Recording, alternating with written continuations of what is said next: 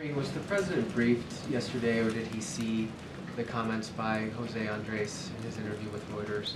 He's aware. He's aware. He's been briefed, and he's aware by the comments. Look, you saw the president. We put that in his statement. Obviously, we made sure that it was in his statement how he felt about his relationship, his friendship with Chef Andrés.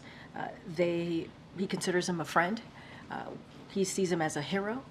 In everything that he has done, not just in Gaza, but across the globe, in feeding people who are in need, the humanitarian assistance that he provides.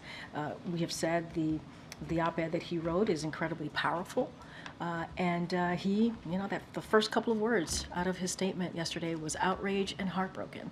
7 people died. Outrage and heartbroken. Was he concerned about the discrepancy, though, between how Chef Andrés described a deliberate attack on his workers versus what the White House and Israel have said in terms of describing that attack? Look, there's an investigation, ongoing investigation. We're going to let that investigation move forward. And we certainly, I think we all can understand how heartbroken Chef José Andrés is at this moment. We understand that. We are mourning with him. We are mourning with the families that lost their loved ones, so we can be sensitive to that. But as it relates to making any declarative statement, we have to make sure that this investigation moves forward, and it is, and we will see where that takes us. Okay, Nancy. Thanks, Karine. The parents of Jacob Flickinger, who's the American citizen who was killed in the World Central Kitchen strike. They said this morning they haven't heard from anyone in the U.S. government except for that first day when they got a notification from the U.S. Embassy in Jerusalem. Does the president or anyone else at the White House plan to reach out to them? So, don't have a readout for you at this time. Look, we've been always very clear about this, that our hearts, and I just said this to Jeff, our hearts go out to the families. It is tragic.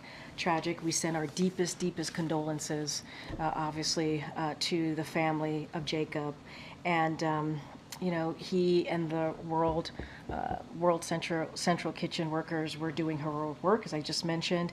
And what happened on the ground as they were doing that heroic work in Gaza is tragic. It's devastating. It's heartbreaking. And we just don't have any additional calls to read out right now. I expect members of the administration to be in touch with the family to express our condolences directly. Just don't have anything to read out at this time. But obviously, our hearts go out to all the families who lost someone they loved. And several Democrats are now calling for an independent investigation into what happened here. Is the White House open to changing its position on this? We're going to let the Israeli government do their investigation and see where that takes us. I don't want to get ahead of that. They're doing an investigation. We have said we want it to be comprehensive. We want it to be make sure that it has accountability. We want it to be swift, obviously, and we want it to be public. So don't want to get ahead of that. Let that process move forward, and we'll see where we are from there. Okay. Thanks, Karine. So yesterday, John Kirby said that the U.S. would not consider a shift in their policy towards Israel until they finished their review of the World Central Kitchen strike. And just now, he said that the U.S. may consider a change if they don't make changes in Gaza within hours and days. So where's that shift coming? I think we're talking about the conversation that happened today with the president. As we have said, it was very direct, it was productive, it was professional, 30-minute conversation, and it was based on humanitarian aid, protecting aid workers, which is really important, protecting civilians, and that's what the conversation was primarily about. And what we have said, it's in the readout, that we want to see measurable changes to protect those aid workers, to protect civilian lives. And so that is what he was talking about. That's what the president laid out in the statement that we put out. You heard that from Secretary Blinken today. And I think that's the way that we want to make sure that we want to be very clear about that. We want to see measurable changes to how humanitarian aid workers are protected. That's what the conversation was about.